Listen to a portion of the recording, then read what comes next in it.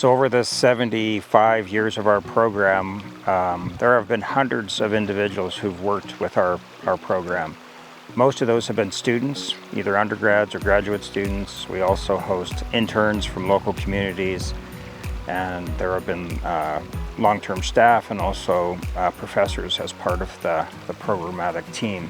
My name is Ilea Schmid, and I'm one of the field technicians this summer working for the Alaska Salmon Program up here on Aleknagik Lake in Alaska. We were taking the last of our samples of otoliths from the deceased salmon up these two creeks, Eagle Creek and Yaco Creek. The data that we collect from these, once we take them back to the lab for further analysis, will help us determine where in the life stages these salmon were. Today we did a limnology survey of Lake Aleknagik, and the limnology sampling is something that we have been doing since 1962 on this lake.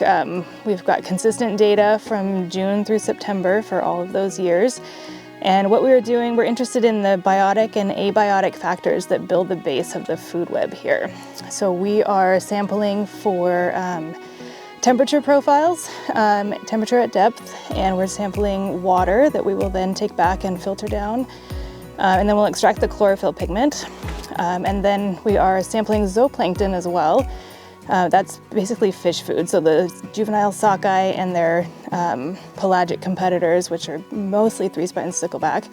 Most of what they're eating when they're out here is the zooplankton, so we're just interested in the densities of fish food, basically, and how that's changed with time and temperature.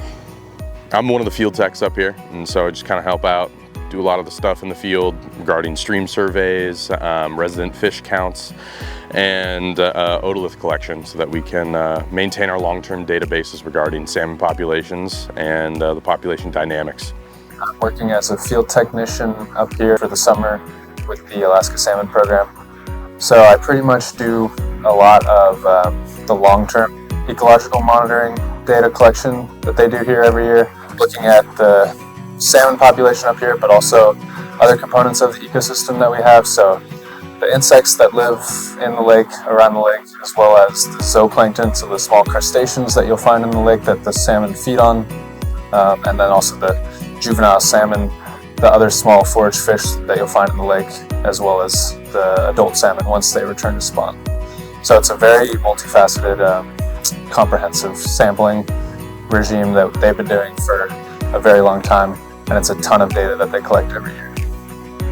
We try to engage students as early as we can, and many of them turn into graduate students, and again, they are part of the machinery that produces the scientific insights that have come out of this program.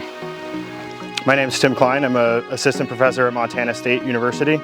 I was a graduate student here at the Alaska Salmon Program, graduated in 2017. This program really provides a solid foundation in science, and many of our graduates go on to work in a wide variety of science and policy positions, including federal government jobs, state resource management agencies, and other academic positions at other universities.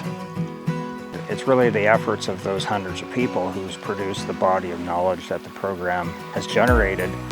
And it's really through this team work that we generate the most important insights about what our research is actually discovering.